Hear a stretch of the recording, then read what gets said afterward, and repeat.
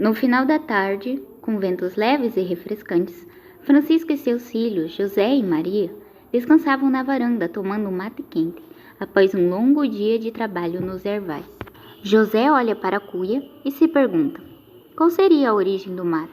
Então ele se dirige a seu pai perguntando, pai, o senhor saberia me dizer como nossos ancestrais descobriram o mate? O pai responde, meu filho, há muito tempo atrás, nossos ancestrais já usavam o mate. Nossa cultura veio de povos indígenas e depois ensinaram aos caboclos e aos europeus. Muitas pessoas acham que o mate é dos gaúchos, sem saber que ele veio da cultura indígena. Era muito comum a erva mate naquela época. Canoinhas tinha a erva que era chamada de ouro-veiro e era o sustento dos sertanejos que viviam da sua produção. Até hoje o mate refresca a alma e alivia nossa canseira. Meu filho, nossa ancestralidade está no nosso sangue e também em nossa forma de ver e agir no mundo. Veja, por exemplo, os nossos alimentos. O pinhão, ele já o preparava assado no sapé. Essas pequenas coisas marcaram a nossa geração. E quem não gosta de um bom pinhão assado? E então, Maria, interrompendo seu pai, disse, pai, tem mais coisas além do mate e do pinhão? O pai respondeu, sim, minha filha. A quirera que comemos também era um alimento que eles consumiam bastante. Sua mãe aprendeu com sua avó a fazer aquela quirera com carne de porco. O filho, rindo, falou, eu prefiro revirado com torresmo, da bisa. Todos riram e, olhando para o pôr do sol, o pai teve a ideia de fazer um entreveiro para o jantar. Levantou-se e falou, então hoje vocês vão saber o que é comida boa. E rindo para a mata, José e Maria ficaram sem saber o que exatamente seu pai pretendia fazer. A noite caiu.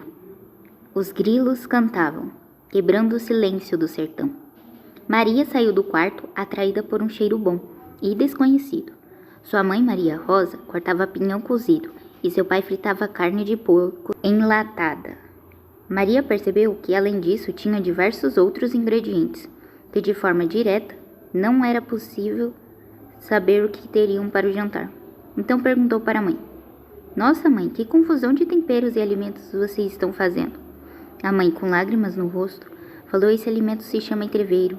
A filha ficou surpresa com a nova receita e, curiosa com as lágrimas, perguntou, e qual a razão de suas lágrimas?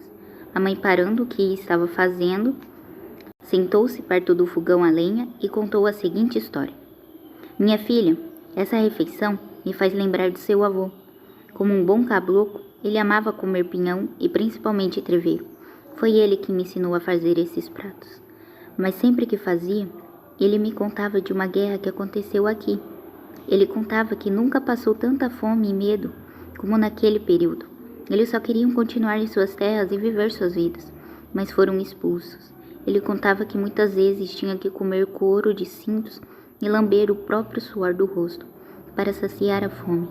Ele conseguiu escapar com vida, mas seu tio, irmão, que morreu, degolado pelos peludos, que era o exército, fazer um entreveiro mexe com meus sentimentos e memórias. Lembro dele e de sua triste história.